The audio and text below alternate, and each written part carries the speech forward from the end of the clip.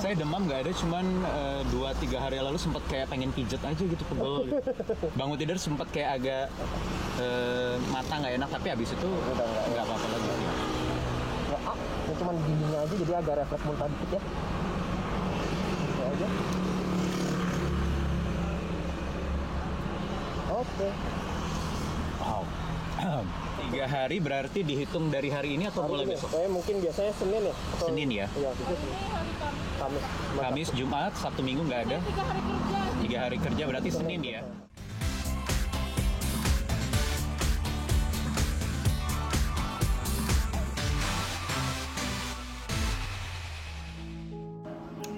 Hai, apa kabar? Ini video pertama saya selama saya menjalani isolasi mandiri. Jadi ini sudah hari kelima dihitung sejak rapid test hari Rabu 3 Juni 2020 kemarin hasilnya reaktif, yang kemudian besoknya ditindaklanjuti dengan swab test. Hasilnya keluar kemarin hari Sabtu 6 Juli 2020 yang menyatakan bahwa saya positif COVID-19. Jadi ini hari kedua saya resmi menyandang status sebagai orang tanpa gejala. Jadi saya diminta untuk melanjutkan isolasi mandiri di rumah, karantina mandiri selama 14 hari ke depan, atau paling tidak sampai swab test berikutnya atau 1-2 kali tes swab berikutnya menunjukkan negatif, saya sudah bisa keluar dari ruangan. Jadi ini di lantai atas, satu kamar yang ada di rumah saya di lantai atas. Sudah 5 hari ini saya self service, makan ada piring-piringnya udah disiapkan di luar. Nyuci piringnya juga sendiri, nyuci baju juga sendiri, direndam air panas, air hangat lah ya, baru habis itu dicuci sendiri, jadi tidak campur dengan keluarga yang lain. Ya, bismillah, mudah-mudahan kuat, mudah-mudahan bisa survive dan bisa segera keluar dari kamar ini, bisa segera sembuh tanpa obat. Karena memang COVID-19 ini sampai sekarang belum ada obatnya. Apalagi orang-orang seperti saya tanpa gejala memang tidak disarankan mengonsumsi obat-obatan atau tidak diwajibkan untuk mengonsumsi obat-obatan.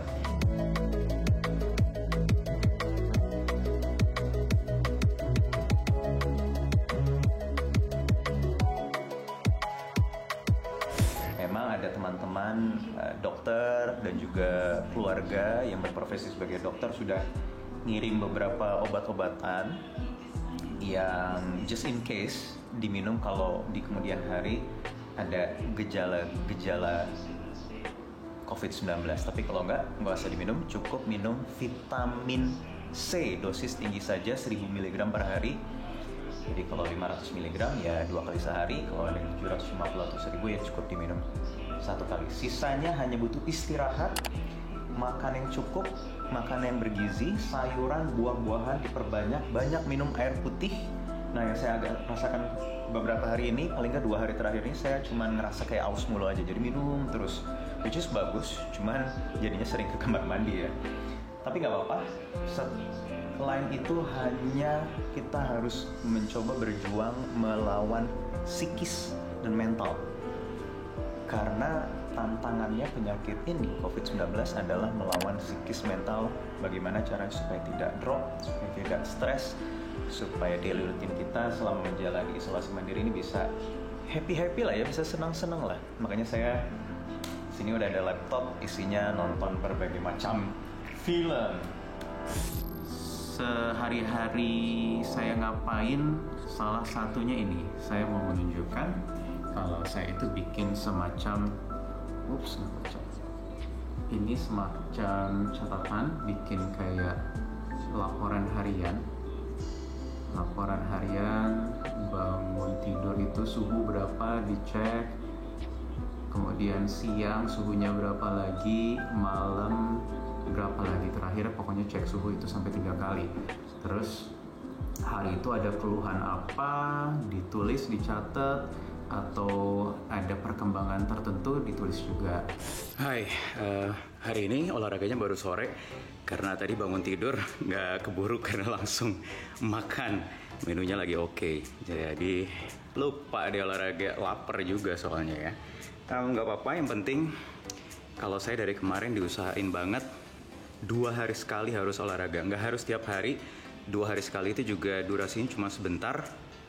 10 menit lah ya, kurang lebih 10-15 menit. Yang penting keringat keluar, ada kardionya. Heart rate-nya juga naik selama 10-15 menit, itu kan udah lebih dari cukup lah ya. Itu dia tadi video rekaman saya ketika harus menjalani isolasi mandiri karena saya sempat terpapar COVID-19 pada bulan Juni kemarin. Seluruh protokol kesehatan harus saya patuhi karena saat itu saya masih harus tinggal bersama anak-anak dan juga istri di satu rumah. Hanya lantai saja yang membedakan atau memisahkan saya dengan keluarga. Selama menjalani isolasi mandiri, saya tetap bekerja loh. Untuk program 50 Minutes, saya melakukan rekaman sejumlah episode dari rumah. Kita lihat rekaman di balik layarnya. Hai, hari ke-8 isolasi. Hari ini saya mau kerja lagi. Work from home, kerja dari rumah karena nggak ada alasan apapun untuk menunda kerjaan selama memang tubuh alhamdulillah juga nggak ada gejala, baik, kondisinya sehat, jadi kita tetap kerja dari rumah. Hari ini mau tapping buat 50 Minutes. Nah, saya akan mewawancarai beberapa teman-teman pegiat aktivis media sosial dan juga pakar di industri teknologi untuk berbicara soal perlindungan data diri pribadi. Hai, apa kabar? Kita telepon Reza dulu. Tim Advance, gimana kondisi di sana? Oke nggak? Gimana? Kumis? Kayak pukul arwana nggak sih? Mau coba panjangin, paling nggak sampai isolasi selesai. Karena belum pernah selama ini coba numbuhin atau panjangin kumis dan jenggot. Siapa tahu jadi maco. Udah rapi hari ini di isolasi hari ke-16. Lanjut masih isolasinya, walaupun kemarin sudah keluar 1 kali negatif. Sudah keluar swab yang kedua kemarin, tadi pagi juga udah diambil lagi sampel swab untuk ketiga, untuk memastikan supaya selanjutnya juga negatif lagi. Jadi 2 kali berturut-turut negatif baru bisa dipastikan bebas dari COVID-19. Doanya ya guys. Setelah 2 kali swab tes berikutnya dan hasilnya menunjukkan 2 kali negatif, akhirnya saya bisa beraktivitas seperti biasa, berkumpul lagi bersama keluarga yang sempat terpisah selama 24 hari. Padahal, saat isolasi dan harus terpisah bersama keluarga, saya melewatkan 2 momen penting, yaitu momen kelulusan dan juga ulang tahun anak saya. Hai. Hari ini saya mau menghadiri acara pengumuman kelulusan anak saya Mahira yang paling gede, kelas 6 SD, sekaligus graduation secara online lewat Zoom. Kasihan ya, graduationnya anak-anak sekarang harus online, LDR, jarak jauh. Udah jarak jauh, nggak bisa sebelahan dulu sama ayahnya. Sedih sih, tapi ya dicoba untuk ikhlas, untuk bisa menerima semua keadaan. Mahira juga bisa ngerti. Nanti kalau untuk foto atau apa kan bisa menyusul ya. Hai, hari ini Mahira ulang tahun yang ke-11, tapi saya nggak bisa deket-deket, nggak bisa cium Mahira. Jadi kita celebrate birthday-nya dari jauh. Saya di lantai atas, di balkon, anak-anak di bawah. India, hai, happy birthday. Siapa yang ulang tahun, adek? Kakak yang ulang tahun. Lilinnya, tiup lilinnya.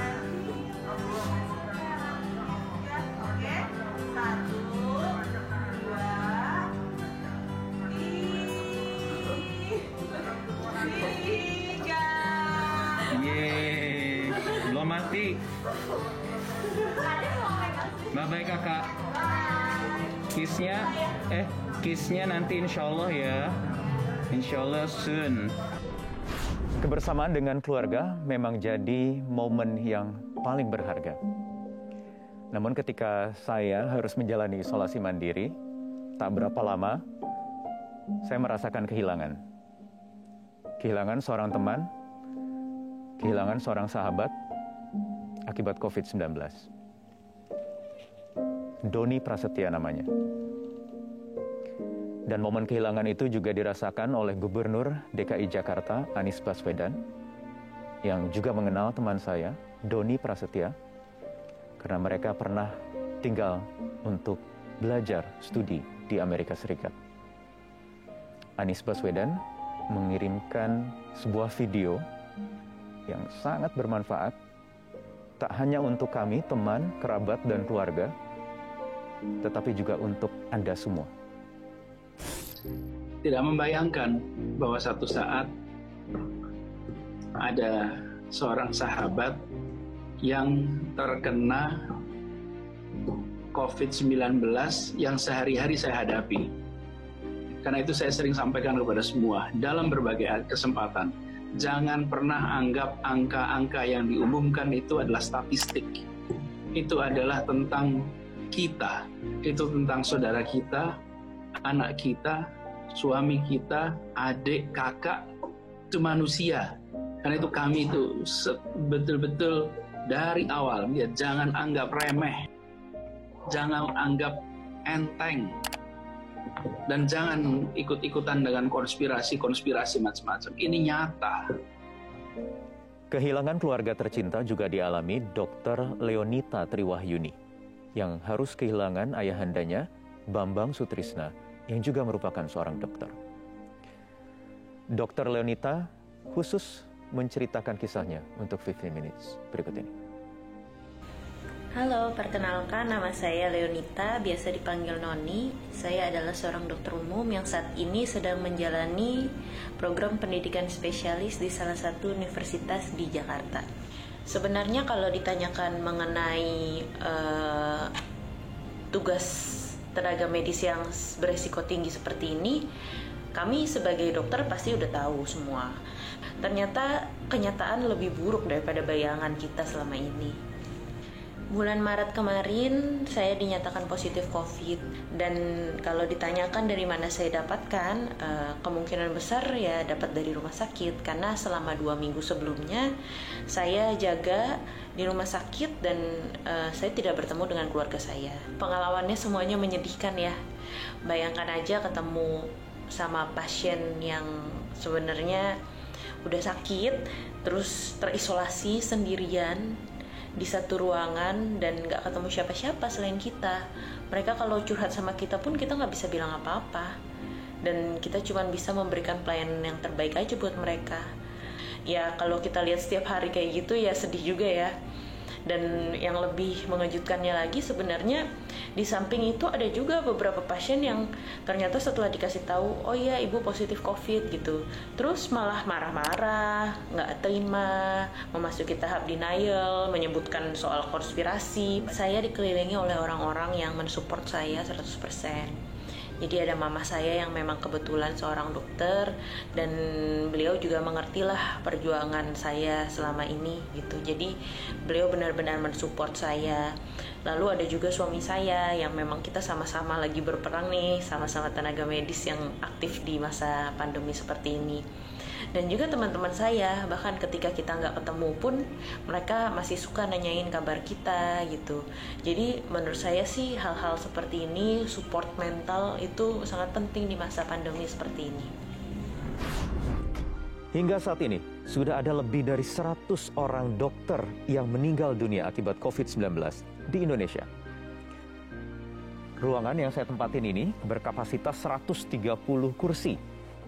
Anda bisa bayangkan, hampir seisi ruangan ini jumlah dokter yang meninggal dunia. Artinya, setiap satu dokter meninggal dunia, ada 250 orang di Indonesia yang kehilangan kesempatan untuk mendapatkan layanan prima terhadap layanan medis. Pandemi belum usai, itu adalah tugas dan PR kita bersama untuk menjaga diri, menjaga secara kolektif agar pandemi ini bisa berakhir. Tidak ada cara lain, hanya dengan mematuhi protokol kesehatan yang berlaku. Saya Wahyu Wiwoho, kita berjumpa di 15 Minutes berikutnya. Metro TV, knowledge to elevate.